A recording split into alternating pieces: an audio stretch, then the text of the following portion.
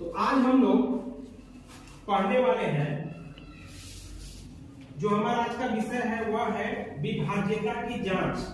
जैसे कोई अगर संख्या दिया गया है तो वह संख्या 2 से विभाज्य होगी कि 3 से होगी कि 4 से कि 5 से कि 6 से 7 से 8 से 9 से, इतना तक की हम विभाज्यता की जांच देखेंगे बिना भाग दिए।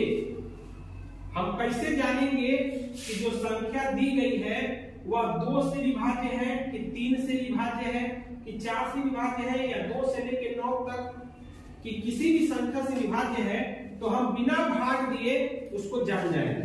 ठीक है ना? तो इसके कुछ नियम है। पहला है 2, तो 2 से विभाज्यता की जांच दिया हुआ है 550, दिखाई दे रहा है 222, 324, 436, 538, दिखाई दे रहा है। और आपसे कहा जाए कि बताइए ये जो 550 दिया गया है क्या इसमें 2 से भाग लगेगा?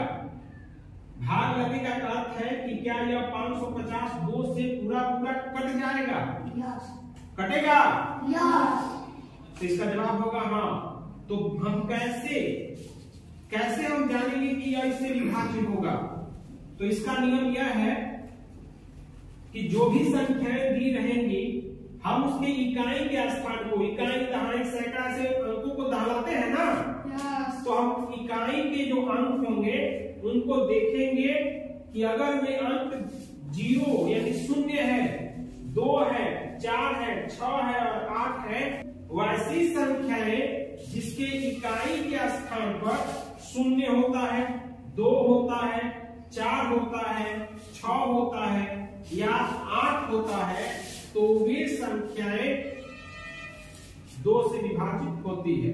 तो आप देख रहे हैं यहाँ पर कुछ संख्या लिखे हैं, संख्या लिखे है ना, तो ये सभी संख्याएं 2 से विभाज्य होंगी क्योंकि इसके स्थान पर 0, 2, 4, 6 और 8 है।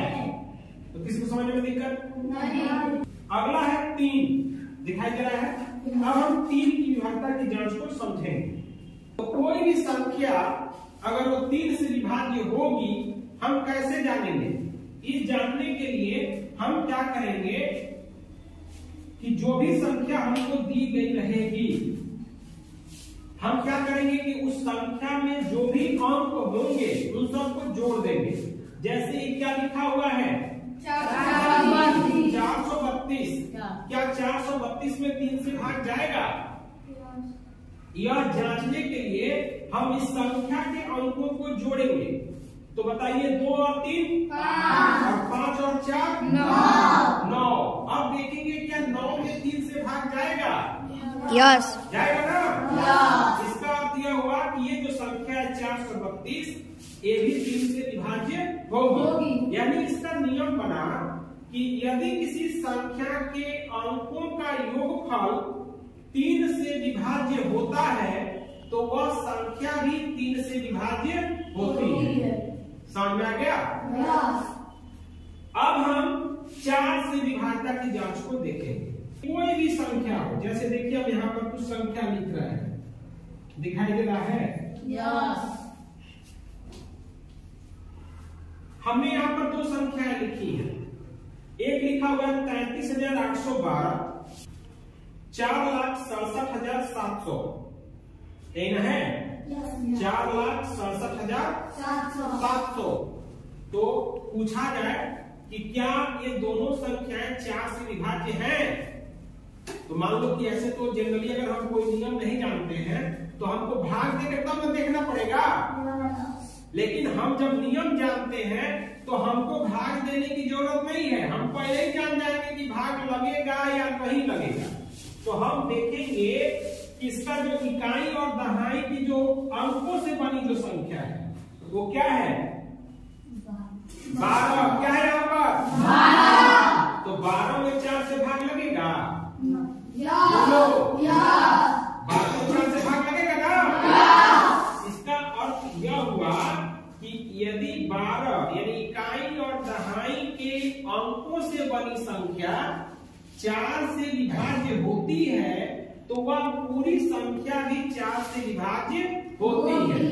समझ में आया? इसके साथ साथ दूसरा नियम यह है कि यदि इकाई और दहाई के स्थान पर शून्य हो, यहाँ भी शून्य, इकाई में भी शून्य है, दहाई के स्थान में भी शून्य है, तो ये भी संख्या 4 से विभाज्य होगी। तो आप समझ गए? कोई संख्या 4 से कब विभाज्य होती है? तो सीधा नियम बना यदि इकाई और दहाई का जो अंक है उससे बनी जो संख्या 4 से विभाज्य होगी तो यह पूरी संख्या भी 4 से विभाज्य होगी। यदि इकाई और दहाई के स्थान पे शून्य हो और इससे जो संख्या बनेगी वह भी 4 से विभाज्य होगी। समझ में आ गया? अब हम 5 से विभाज्यता की जांच देखेंगे। ये क्या है? 33,810 और यह एक संख्या है 46,775। पूछा जाए बताइए क्या इसमें 5 से भाग लगेगा? हाँ लगेगा। तो ये लगेगा क्यों? तो इसका नियम है कि यदि किसी संख्या के इकाई के स्थान पर 0 या 5 हो तो वह संख्या 5 से विभाज्य होती है। समझ में आया? यदि किसी संख्या के इकाई के स्थान पर 0 या 5 हो तो वह संख्या 5 से विभाजित होती है। हम लोग अभी तक 2, 3, 4 और 5 तक विभाज्यता की जांच देख चुके हैं। अब हम 6 की विभाज्यता की जांच देखेंगे कि कोई संख्या 6 से कब विभाज्य होती है। तो जैसे मान लीजिए हम यहाँ पर लिख दिए 5, 3, 2, 2 यानी 5,322। कौन सी संख्या है ये? 5,322। 5,322 ले लीजिए। अब यह क्या इसमें 6 से भाग लगेगा? तो इसको हम कैसे बिना भाग दिए कैसे हम जानेंगे? तो जानने के लिए हम क्या करेंगे, पहले देखेंगे कि क्या इसमें 2 से भाग लगेगा। उसके बाद फिर देखेंगे कि क्या इसमें 3 से भाग लगेगा। अगर 2 और 3 से भाग लगता है तो 6 से भी भाग लगेगा। तो देख रहे हैं इसके इकाई के स्थान पे 2 है। इसका मतलब किसको 2 से भाग लगेगा? यस। बोलिए यस। फिर हम इसको 3 से भाग जांचने के लिए हम इसको जोड़ेंगे। 5, 3 8, 8, 2 10, 10, 2 12। 12 में 3 से भाग लगता है ना? यस। इसका अर्थ यह हुआ कि इसमें 6 से भाग लगेगा। सिद्ध हो गया? यस। हम करते क्या है कि अगर कोई संख्या दी गई होती है तो उसमें 2 से विभाज्यता की जांच कर लेते हैं, फिर 3 से विभाज्यता की जांच कर लेते हैं। यदि वह संख्या 2 और 3 से विभाज्य होती है तो वह 6 से भी विभाज्य होती है। समझ आ गया? अब हम 7 से विभाज्यता की जांच देखेंगे। जल्दी से ध्यान दीजिएगा। कोई संख्या 7 से कब विभाज्य होती है? तो कोई भी संख्या हो अगर वह 6 बार पुनरावृत्ति करती है, जैसे 2, 2, 2, 2, 2, 2, तो यह संख्या जो होगी यह 7 से विभाज्य होगी। कोई भी अंक हो अगर वो लगातार 6 बार आता है तो वह 7 से विभाज्य होगा। इसके बाद अगला है 8। तो 8 से कोई संख्या कब विभाज्य होगी?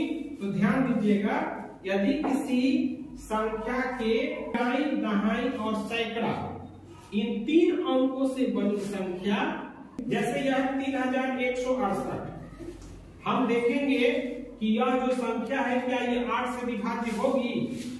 तो इसके लिए हम देखेंगे कि जो संख्या दी गई है उसके इकाई, दहाई और सैकड़ा इन 3 अंकों से बनी संख्या अगर 8 से विभाज्य है तो यह पूरी संख्या भी 8 से विभाज्य होगी। समझा गया? या इसके साथ साथ किसी भी संख्या के आगे 3 जीरो है, जैसे मान लो यह है 25 और 25 के आगे 3 जीरो है, तो ये भी संख्या 8 से विभाजित होगी। अब 9 वाले को चेक करते हैं। तो 9 वाले के लिए है कि किसी भी संख्या के अंकों का योगफल 9 से विभाज्य होता है तो वह संख्या भी 9 से विभाज्य होगा। जैसे मान लो ये है 1818, हम इसको जोड़ेंगे 1 8 9 9 1 10 8 18 18 में 9 से भाग लगेगा। इसका मतलब इस संख्या में भी 9 से भाग लगेगा। तो इस तरह से हम 9 से विभाज्यता की जांच पहले कर लेते हैं, तो हमको पता चल जाता है कि यह संख्या 9 से विभाज्य होगी कि नहीं होगी। समझ में आ गया?